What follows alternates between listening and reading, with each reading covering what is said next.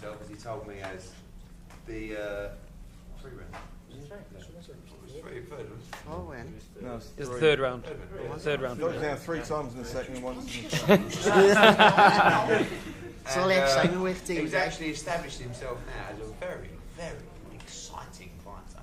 He loves to come, smash people up, go to war. All the things that he used to say that he does, he's actually doing. All right, lad, let's just get on to what we're doing. I'll pass it over to you for your questions. Very proud of Tony Bellew, still WBC World Champion, the only British WBC World Champion. Over to you, the questions, guys. So, Tony, you knew you were going to win, but did you think you would be Oh, listen, there's no knowing in this game, mate, trust me. I'm not joking around when I say to you, at this weight with small heavyweights and my prize goal, I swear to you on my life, mate, is just to get home safe to the 3 kids. That is my prize asset. To be fair, the more I keep going in this game, the t-shirts I had on tonight, the more I fear what's happening. Because like I say to you, I scare myself without far amounts to go. I don't really care who referees my fights. I just want them to be able to save me or save it. And that's the top bottom of me. So I'm happy I'm just getting home safe. So it's never a gimme in boxing. 10-ounce gloves on, anyone can get it and anyone can get hit. It's as simple as that. You'd have to understand it's not sparring. Remember all the things he said, the heavyweights he's mixed with, he's never been down, he's never done this. And I told him when we got face to face, listen, you're going to go down. And he says to me, he was standing right there in the middle of us, he says, never been down in my life, boy. I said, trust me, you're going to go down. I says to him, I might go down. I said, but you know me, I'll get up, because I have no mechanism in my head. Normal people have it, I'm not normal. People have a mechanism in their head that goes, you know what, I've had enough here. You do, I swear to you, on the kids' lives, I scare myself, man. I sat in that hotel today and I think to myself, I just pray to God this isn't one of them nights where I've got to show people how big my balls are again, because it scares myself, like, it really does, it frightens me. Were you relieved when he didn't get up that 4th time? Yes, I was. And I was also thankful that the referee done the job, because I thought he could have been stopped on the 3rd time he went down, and when every time I touched him clean, I give him the first round and I got bollocked for it. Thanks again. I've got a great coach, tells me straight as it is, and I have a great team around me, big Russian fella and stuff like that, so he tell me straight. But believe me, every time I touched him, I could see, I tell you all the time, when I hit someone clean for the first time, the reaction on the face says it all. In the first round, I didn't hit him big to the head, I touched him to the body with a left hook, and then a right hook as well. The eyes never lie. He never ever lie, and I was relieved when the referee stopped at that last one. I don't know actually how hard it was or how gone his legs were, but the left hook was just short. It was short and went right across his chin, and I don't care who you are, people are going to slate me or say whatever they want about me and that pussy. If I hit anyone, heavyweight, cruiserweight, anybody clean with a left hook, I'll put you to sleep.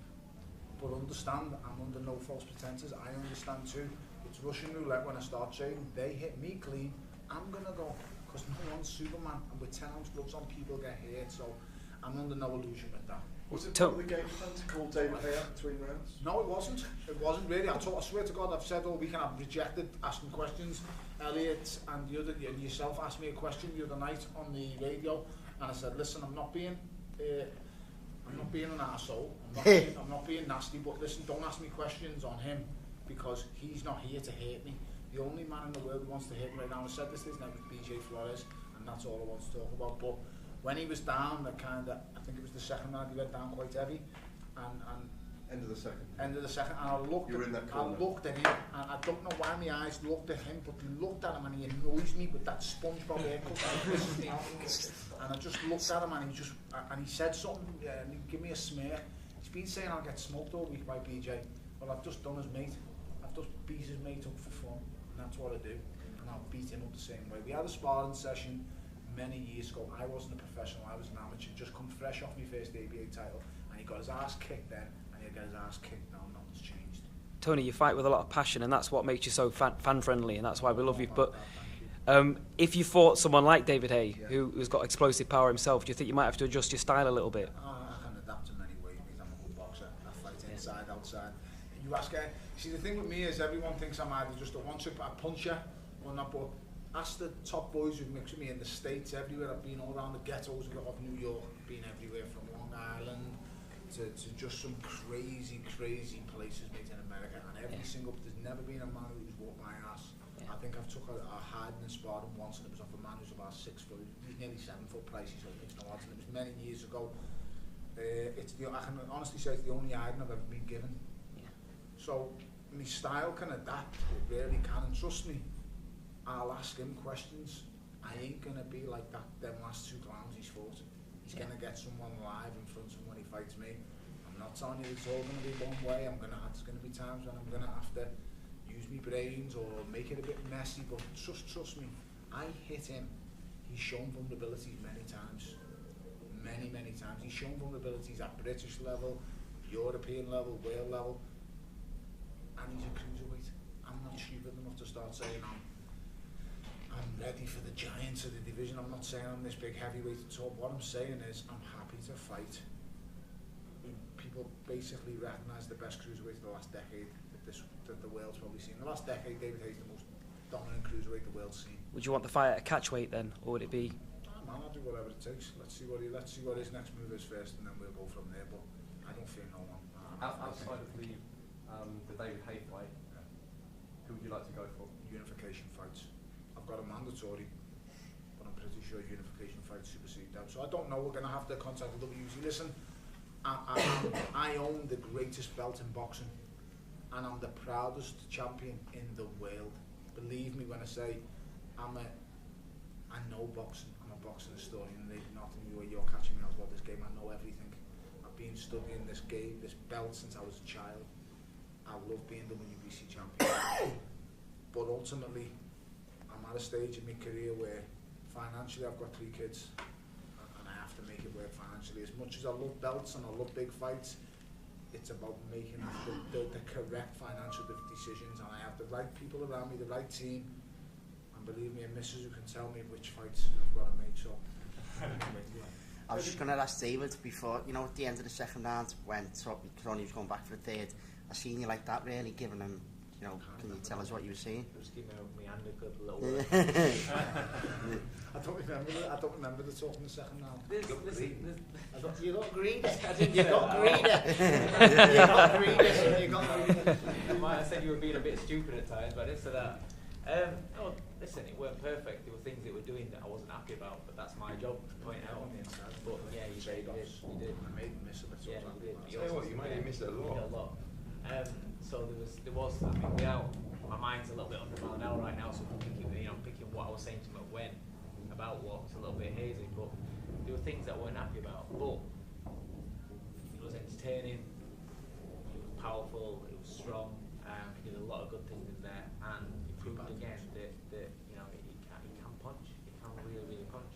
Eddie, could you talk in practical terms about just kind of almost flash it out that if Tony and David could have an agreement, where they fought 210 or something like that, how big this fight could be, what it could do for Tony's future, because there's definitely a lot of interest in it. Yeah, for sure.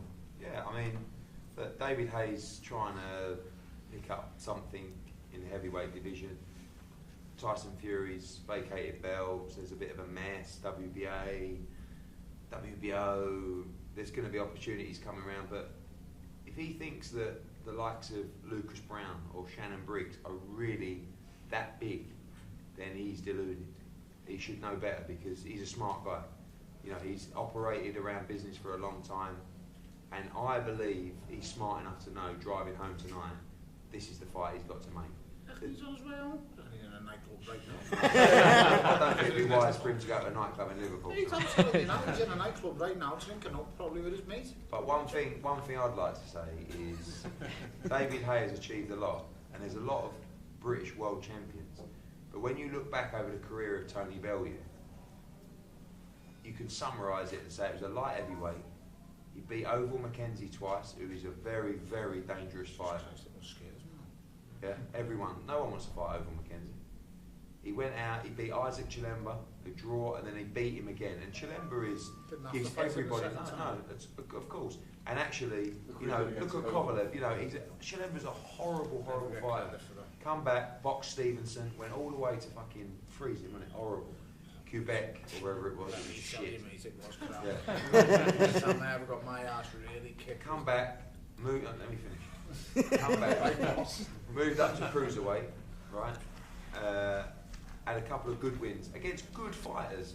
Brudov, Dos Santos came here, had an absolute stinker with Cleverly, Nice one. right? But came back Wasn't from his there. fault, No, yeah. but listen, it doesn't matter.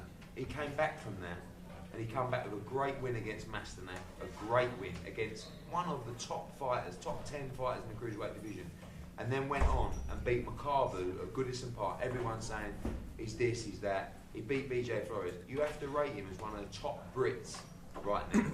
You know, I know he's got a big mouth and he's this and he's that, but I'm telling you, go back over his resume. He has been in some top, tough fights, beating some great fighters.